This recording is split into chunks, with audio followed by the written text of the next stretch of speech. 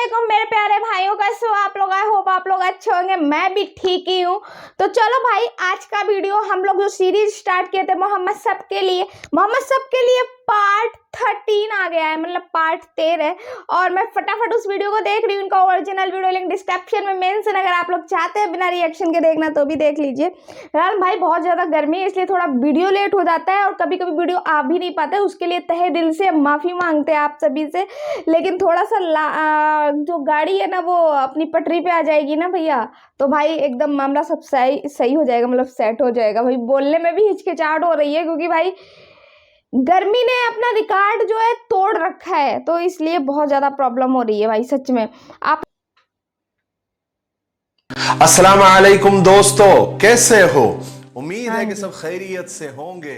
अल्लाह आप लोगों को ऐसे ही खुश रखे। सरकार दो आलम सल्लल्लाहु अलैहि वसल्लम की पूरी जिंदगी पर बनने वाली वीडियो सीरीज जिसका नाम मोहम्मद सब के लिए है सल्लल्लाहु अलैहि वसल्लम, ये उसका 13वां हिस्सा यानी पार्ट 13 है। थोड़ा हम शॉर्टकट में रिकैप कर लेते हैं कि हमने 12वें हिस्से में क्या सुना। हमने 12वें हिस्से में सुना कि काबा यानी बैतुल्लाह की तामीर कैसे हुई और क्या क्या मुश्किलें पेश आई, और जब लकड़ियों की जरूरत पड़ी तो जद्दा के समंदर के किनारे एक जहाज लकड़ियों से लदा हुआ आया। वहां पर वलीद बिन मुगीरा वहां पर पहुंचकर वहां से वो लकड़ियां लेकर आया, और वो जहाज का जो मालिक था बाकूम उसको भी ले आया। उसने भी काबा की तामीर में मदद की। लेकिन जब काबा तामीर करने की यानी शहीद करने की जब बारी आई तो कोई काबा को ढाने के लिए तैयार नहीं था।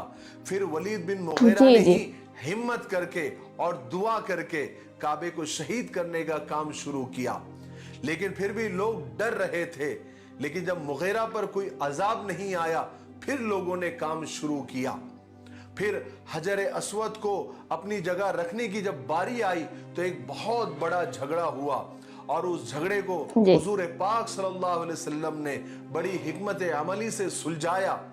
फिर हमने ये भी सुना कि काबे की तामीर टोटल 5 बार हुई, और वो किसने किसने की। चलिए अब आगे बढ़ते हैं। लेकिन आगे बढ़ने से पहले मैंने कल देखा कि बहुत सारे लोगों ने कमेंट किया था कि हजरत हजर अस्वद के बारे में बताए।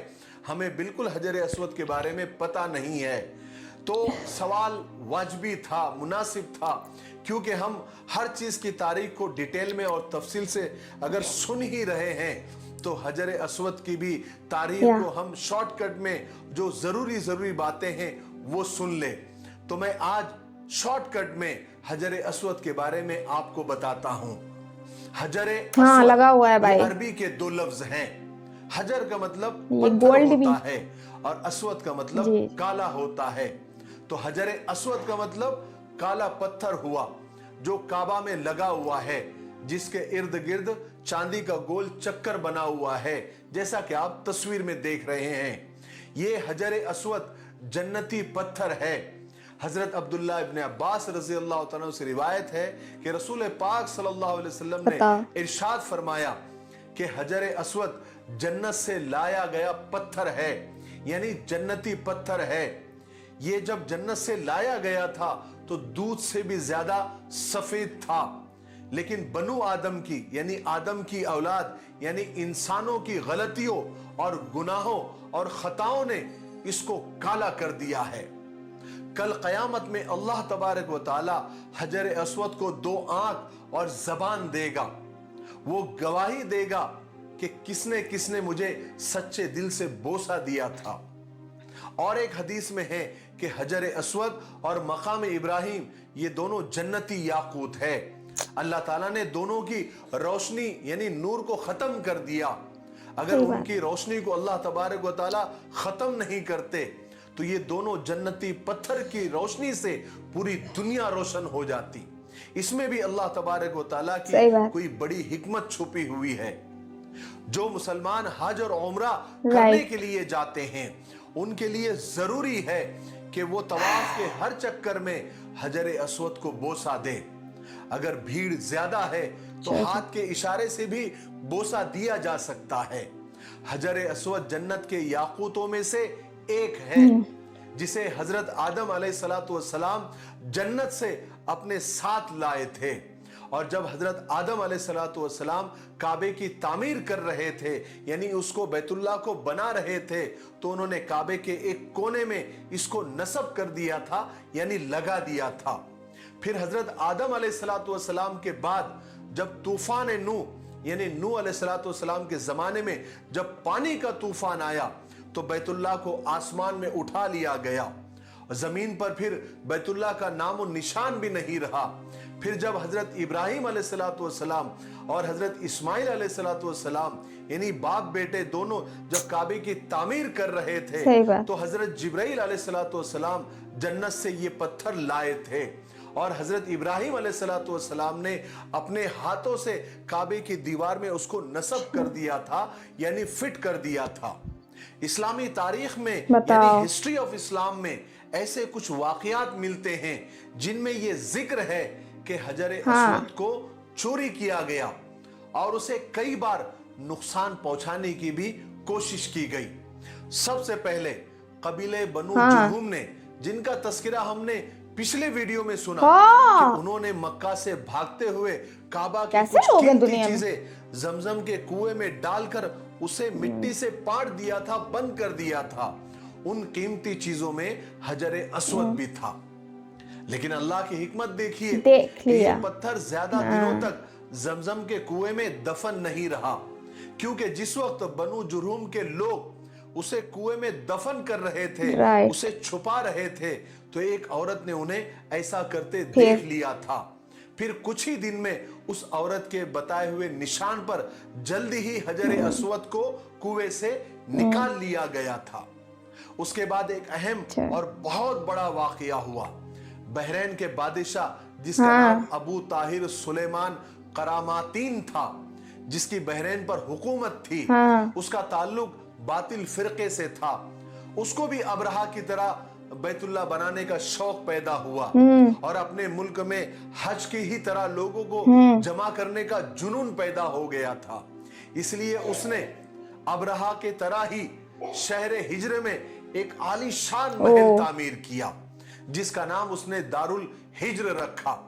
उसने 317 में हज के दिनों में ही एक लश्कर जर्रार लेकर मक्का पर एक खूनरेज हमला किया। यह हमला इतना खूनरेज था कि मस्जिद हराम के इहाते और पूरे मस्जिद हराम के इलाके को उसने खून से भर दिया। 30,000 या 3,000 लोगों को कत्ल किया, जिसमें से 1700 हाजी और 700 तवाफ करने वाले भी शामिल थे। खाने काबा पे जो मिजाब रहमत है, जो परनाला है, उसको भी तोड़ दिया। जमजम के कुएं को भी नहीं बख्शा और काबे के दरवाजे को तोड़ दिया और उसके टुकड़े टुकड़े करके अपने फौजियों में बांट दिया और लोगों का माल भी लूटा। मकाम इब्राहिम पर भी कब्जा करना चाहा, लेकिन मकाम इब्राहिम को वहां के गार्ड्स और वहां के मुहाफिजों ने कहीं उठाकर छुपा दिया था। बैतुल्लाह का गिलाफ उतार दिया और हजर अस्वद को कुदाल से निकाला, उसके टुकड़े किए और वहां से लोग जाते हैं हज करने के लिए बहरैन लेकर चला गया और जाते जाते लोगों में ऐलान किया कि आइंदा साल हज के लिए हमारे यहाँ आना, अब हज हमारे यहाँ होगा। कहा जाता है कि 22 साल तक खाने काबा बिना हजर अस्वद के रहा। इन 22 सालों में काबा में तवाफ करने वाले सिर्फ उस खाली जगह को चूमते, बोसा देते और इस्तेलाम करते थे। बहुत सारे बादशाहों ने बाद में हजर अस्वद को वापस लाने की बहुत कोशिशें की और बहुत सारे ऑफर भी दिए, धमकियां भी दी, लेकिन वो नाकाम रहे। 339 में एक अब्बासी खलीफा थे जिनका नाम खलीफा मुख्तदिर 30,000 दीनार। उन्होंने 30,000 दीनार में एक मुआहिदा, एक एग्रीमेंट किया और 30,000 दीनार के बदले अबू ताहिर सुलेमानी हजर अस्वद देने को राजी हो गया। फिर जब हजर अस्वद को लाने के लिए शेख अब्दुल्ला बहरैन पहुंचे, तो अबू ताहिर सुलेमानी जो बहरैन का बादशाह था, उसने एक मक्कारी और की, एक मजलिस बिठाई और आजमाने के लिए कि शेख अब्दुल्ला असली हजर अस्वद को पहचानते हैं या नहीं?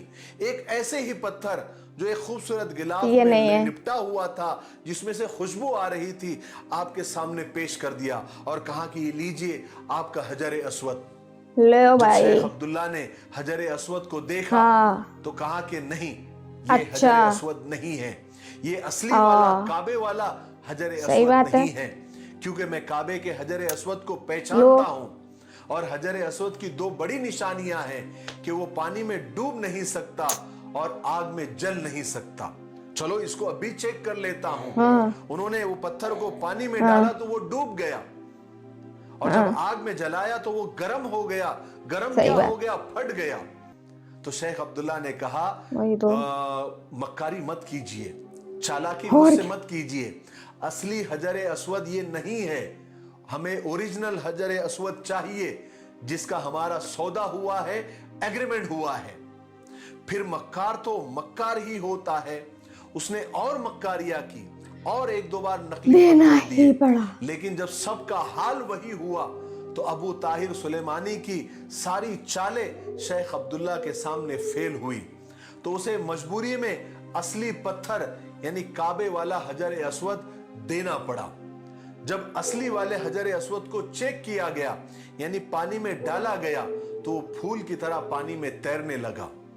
और जब उसे आग में रखा गया काफी देर तक, लेकिन वो पत्थर ठंडा के ठंडा ही रहा। फिर कहा जाता है कि खाने काबे वाला जो असली हजर अस्वद था, एक दुबली पतली ऊंटनी पर रखा गया तो वो ताकतवर बन गई और दौड़ते हुए मक्का पहुंच गई। हालांकि जब अबू ताहिर सुलेमानी मक्का से बहरैन जब वो हजर अस्वद को ले जा रहा था तो वो जिस भी ताकतवर ऊंटनी पर हजर अस्वद को रखता, वो थोड़ी दूर जाकर उस वजन से गिर जाती और मर जाती। तो बहरैन पहुंचने तक कहते हैं कि 40 ऊंटनियां मर गई अबू ताहिर की।